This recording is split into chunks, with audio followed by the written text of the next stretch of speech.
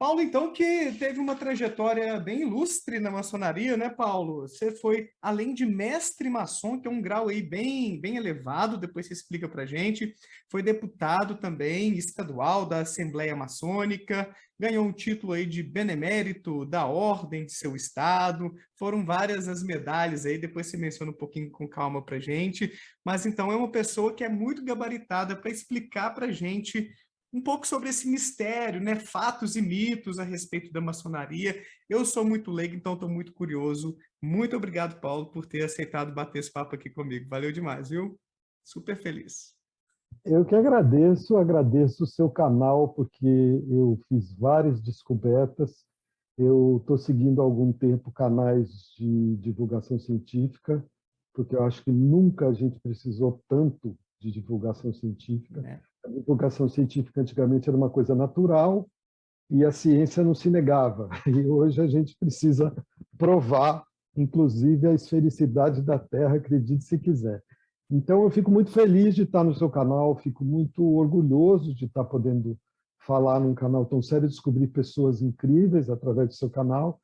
Algumas eu já conhecia e já respeitava, como o Orsi, a Natália Pasternak, mas descobri outras pessoas incríveis. Eu fico muito feliz e já começo com uma frase que um maçom ilustre fala aqui. Você ter cargos e ser poderoso na maçonaria é a mesma coisa que você ser rico no banco imobiliário. O banco imobiliário, aquele jogo, que, ou seja, não faz a menor diferença de fato, né? Mas são cargos que eu galguei, que eu ganhei, que eu desempenhei porque eu tive uma passagem rápida, em termos de maçonaria, 12 anos é muito rápido, mas porque as pessoas são maçons às vezes a vida toda, mas eu entrei tarde e eu estudei muito durante esse período, porque a maçonaria te instiga a estudar. E esse foi um dos motivos que eu galguei, talvez um dos motivos que eu tenha também me levado a chegar onde eu cheguei e sair da maçonaria. Mas eu sou veterinário de profissão, há 37 anos, sou músico de profissão também, ou seja, até dia 20 de março de 2020 eu era músico e palestrante. Aí, a partir daí, a pandemia encerrou. Estragou essa parte aí. Estragou as partes, os barzinhos pararam, fecharam. Eu dava palestras em clínicas e hospitais veterinários para os colegas recém-formados, porque eu não sei se você sabe, mas isso é uma coisa que os psicólogos precisam ajudar muito. A veterinária é a segunda profissão que mais tem suicídio nos Estados Unidos e no Brasil. Caraca. Só pede para policiais. Uhum. E os jovens veterinários estão se suicidando por uma coisa que chama exaustão por compaixão. Eles sofrem muito com o sofrimento dos animais. E a gente que está há 37 anos nessa estrada, não que não sofra, mas às vezes tem alguma coisa a ensinar para eles. Mas as palestras foram interrompidas. Eu tenho um livro sobre primeiros socorros em animais de estimação e eu peguei e aproveitei a pandemia e fiz um curso online de primeiros socorros para leigos, para pessoas que trabalham, mas não deixei de ser clínico durante todo esse tempo. E a maçonaria, eu fiquei de 1999 até 2011. Foi quando eu me desliguei por vontade própria, né, na verdade. E Antes eu de chegar lá, inclusive, né, eu quero saber vários detalhes da sua trajetória lá dentro, porque você desligou. O pessoal deve estar também aqui super curioso também. Já são quase 250 pessoas assistindo a gente, hein? Olha só. Queria agradecer ao Cláudio Loyola, que mandou um superchat aqui. Brigadão, qualquer coisa podem mandar superchat para a gente mandar umas perguntas cabeludas para o Paulo. Paulo, vamos começar por uma questão bem básica, que é o conceito da maçonaria. O que é essa instituição chamada maçonaria e como é que ela começou, por que ela começou? A gente pode só dar uma palhinha mesmo assim, só para a gente ter uma noção geral, a gente que é leigo, né? Sem muitos detalhes históricos, eu sei que você é um cara muito estudioso, né? Mas só para a gente ter uma noção geral do que é a maçonaria e como que começou, vai ser legal. A maçonaria é uma irmandade, na verdade, existem duas maçonarias, né? A maçonaria raiz é a Nutella, vamos dizer assim. A maçonaria raiz começou no século XIV, que foi um péssimo século para a humanidade, talvez tenha sido o pior para o Ocidente, porque foi o século da peste negra, foi o século das invasões dos mongóis, dos bárbaros, e a maçonaria começou, que a gente chama de maçonaria operativa, ou seja, só podia fazer parte da maçonaria quem fosse pedreiro ou arquiteto ou trabalhasse em construção. Por quê? Porque existiam várias associações operativas, né, na verdade, naquela época. Existia a dos padeiros, a dos ferreiros, a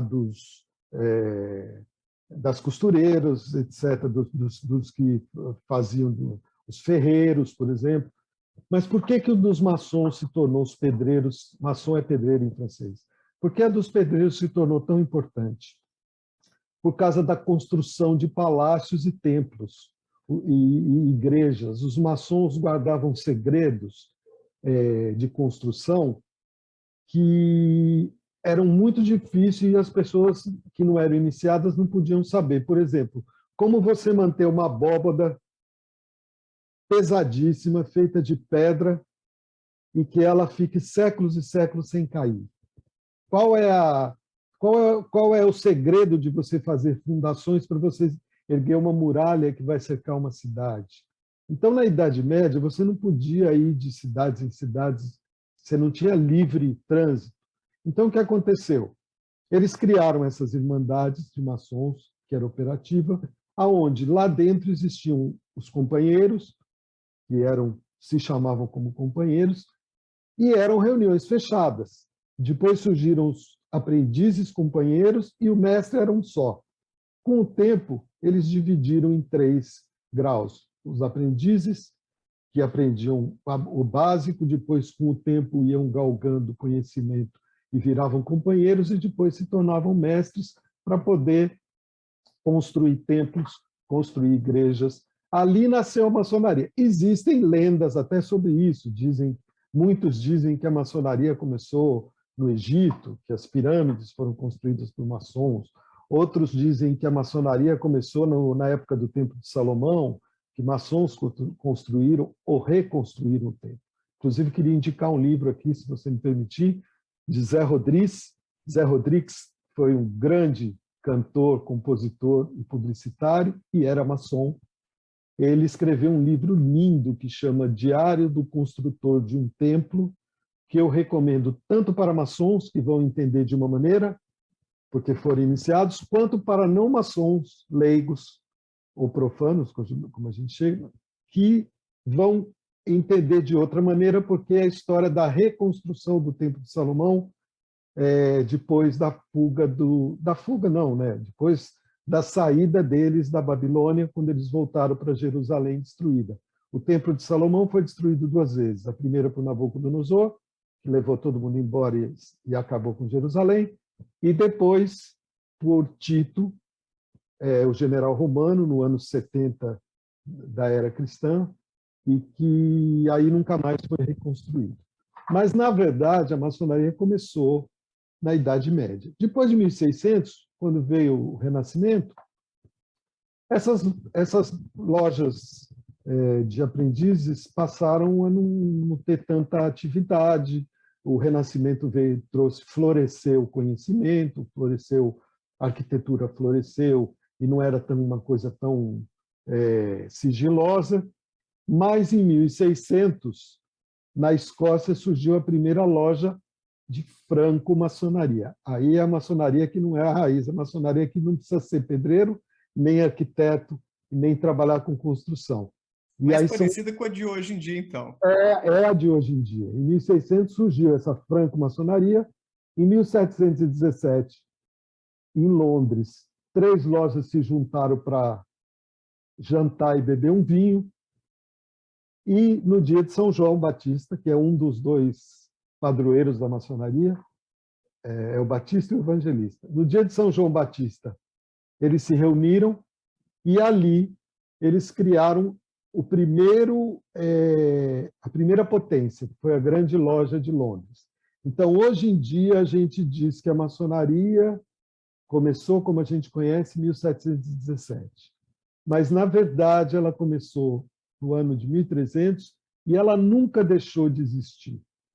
É que tem esse marco em 1717, onde se formou a Grande Loja de Londres, foi a primeira potência maçônica.